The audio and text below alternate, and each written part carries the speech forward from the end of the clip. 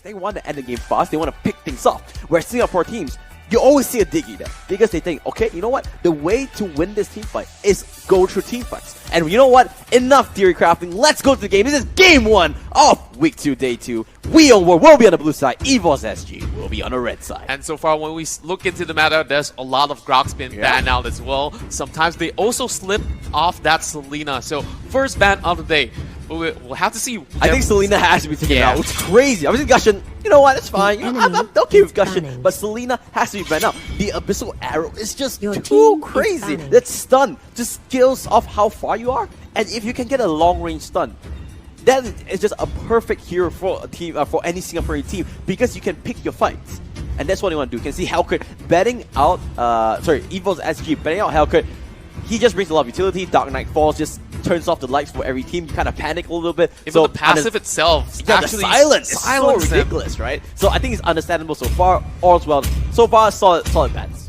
So far, we'll have to see what will be the third ban that will be coming out, and that's going to be a jaw hit. So will they possibly just let the Grok slip away from the bans, or will they open up the Selena? Because they have to choose between two demons here to be played with. I feel like maybe you don't ban either, so you guarantee yourself one hit, one pick here. That's maybe you can see a Lancelot getting banned out, but it all depends on how Evos SG plays. Will they want to go for something that they're more comfortable with, or will they be like, you know what?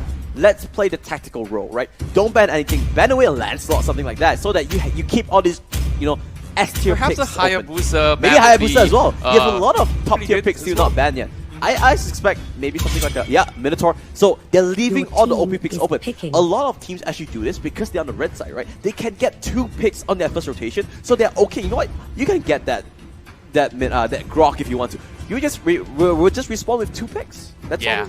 And that's the beauty of the drafting phase, because on the red side you will have 2 instant picks. So we almost now have a really hard decision. Will they go in for Assassin first? They still have the Selena, so they will Selena, go in for that. It's an easy pick. You don't even think about it. Selena's just so strong. The utility, the damage, she's so slippery. But look at Evos. Straight away, logging the Grok like you said, and there's still so much more. Bane. I wouldn't think Bane would be a first pick for them, but I guess it's understandable, right? Bane is just such a good all-around hero. He split pushes well, he team fights well, and it sort of falls in line with what Evos wants to do. They want a team fight, so it's good. Because when you pick a Bane, you can slowly scale towards the late game once you get all your big items like the 7 Cs, and eventually when you go into fights on the Lord, Grok will always be the front line. Oh, this is what I want to see. Is that another carry coming into the table? It is going to be a carry. I want to see this. I'm so excited to cast this. Please lock it in. Please lock it in. Please lock it in. Please lock it in. He's going to lock it in. You know what? Why not start off with some long games? Why not start off with a marksman carry game locked in? We almost saying that, you know what? So you played a pretty good carry, but let me show you how we do it Malaysian style. Yes, the Malaysian style, it's really straightforward. Go in for pickoffs, go in for all these small skirmishes, and that Cho will be a really good person to actually go in for. This is so clear. Oh my goodness. This is so clear what Evos wants to do. They want a split push. They want to make this 1-3-1, right? Bane, Hayabusa, make it split the team up so that they don't get this team fight, so they can split push. Hayabusa and Bane, they push so well on themselves. Hayabusa, they have the quad shadow to just run away, and Bane with that deadly catch ultimate just pushes the lane so quickly. And when you have Grok and Raphaelia, you sustain so hard. It's so hard to kill you guys because you have heals and you have a wall to just block things out. Can you just imagine like all the damage being chunked out on the Grok, and Raphaelia just heal. Constantly just press a couple of buttons and his health will go just back up. But that's going to be in Lancelot as well as a high loss over on the hands of Wheel. Now you do have a solid front line. Yes, and this is a complete team composition coming in. This is the most basic team comp. You have 1 mage, 1 fighter, 1 assassin, 1 marksman, and 1 tank. This is, open up the textbook, search for a dictionary, a normal Mobile Legends team composition. This is what you'll see. I like it from Real World, they're going standard, but Evos, what will they respond for this? They can just pick something in another assassin maybe, or even a marksman if they want to. It's all up to them because they are so flexible in this pick. Looks like they're going for the Vexana. If they locked it in, this just shows me even more that they don't want to really team fight, because Vexana, they do really well in clearing out the lanes, right? You have your Charm Scepter and your ultimate, the Cursed Oath, right? Yeah, the Cursed Oath can just definitely turn the fights around. If you can take one member, it from carry, especially when you take down the carry, her passive will definitely shred out all these members from the side of Wii and Will. So they really have to be careful with that. Now, looking into this whole drafting phase, we got to make predictions here. Who will take the first game? It's all about that early game. Who will be the one that actually just accelerates? Who will get the first blood? Who will get the rotations offers? If Evos gets the first kill off for themselves and get that snowball running, it will be Evos all the way. Because look at Wii Almost team comp. They want to drag it out. They want that carry to be fat. Even Lancelot, in a way, needs kind of a couple of items before he does a lot of damage.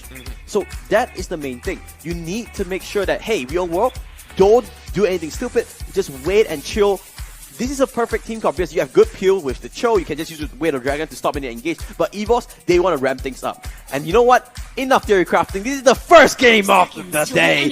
We will be on the blue side. Evos will be on the red side. And Contra, what are you thinking? Man, oh my, I love the drafting phase here because from the side of Wheel Worlds as well, you can see a sort of a balance. When you go into the early game, you have the Cho. See, this is, look at this. This is what I'm talking. They want to amp things up. They want to make sure that they get the acceleration in the team comp. Don't let Ryu rest any easy. Odia Bambi, he's fine. You know, he's the Luxana. He can just use his skills to farm from far range. But Evos, they need to deny as much resources as possible because if Ryu just leisurely farms on their own pace, they will be able to ramp up this game so much more quickly. And for the side of Wii Worlds, they need to get the Selena as well as Cho snowballing, and late game, that's going to be the Lancelot show. So this is going to be some rotations. Actually, getting cut out now. Yeah, I don't think they'll actually die for this, but if you just look at the mid lane, right? Carry has nothing to farm because the whole jungle has been taken out away from Evos SFG. I like this. This is what Evos needs to do. Mihawk, he's just lost. He's just walking up, down, left, right because he doesn't know what to do. There is nothing to farm. Yeah, and I like the formation of Wii on Wolves. They sent 2-2-1 formation, and they're just trying to suppress some of these members. Shank getting caught out. Yes, but meanwhile, first blood actually went to the top side. Cho did go down. Mihawk will get trapped up. But the shadow step from Mihawk will make sure that he goes off safely. But looks like Wii World, good pick off there. I'm not really sure what happened. So getting caught out a little bit. I think maybe an Abyssal Arrow landed and then they just dived in. Yeah, I could possibly predict that, and it's really important to shut down the Hayabusa, but this might just be a kill they over a bottom lane. They dive to the top lane, and X-Ray will go down. It will be a retribution, and they will put on a good amount of damage onto the tower. They won't be able to take it up because they don't have any minions. And so, look, he's really lost now. He's just trying to get as much experience as possible. Get that farm, right? Unlock that ultimate. They just want experience at the moment. And now they're just trying to suppress Odia Bambi in the mid lane, but she's making a really solid push. They also push out a lot of damage over onto two members from the side of the They will be able to secure the bottom lane tower, but they will trade it on the top lane. Yeah, what they're going to do now is that they're going to rotate that 3-man squad to the top side so that they can get an advantage. But meanwhile, Odia Bambi will need to flicker out. Windsmoke trying to get the angle for the Way of the Dragon. Will not be able to get it. Looks like they're going to force out. And look at that. You know what? Evos actually is like, okay guys, you don't want your tower? Let me just keep on pushing. Deadly catch on the side of Potato. Puts out a lot of damage. But now, here comes the over. They want to go for fight. Widow Dragon does not kick him into his team. Rather kicks him into safety. And Evos, they're just mad in this fight. Shanks taking a lot of punition there, but looks like they're gonna die. Kolia uses the wild charge. Doesn't land onto any key targets. They need to back off this because they're not really doing anything. They're not really achieving it. But looks like Hylos will be going down. That's the first one. Mihawk is so low. Take 2 kills. And Dragon will go down as well. And just like that, suddenly, Evos Singapore, they have the momentum. They have the members. And they have the turret.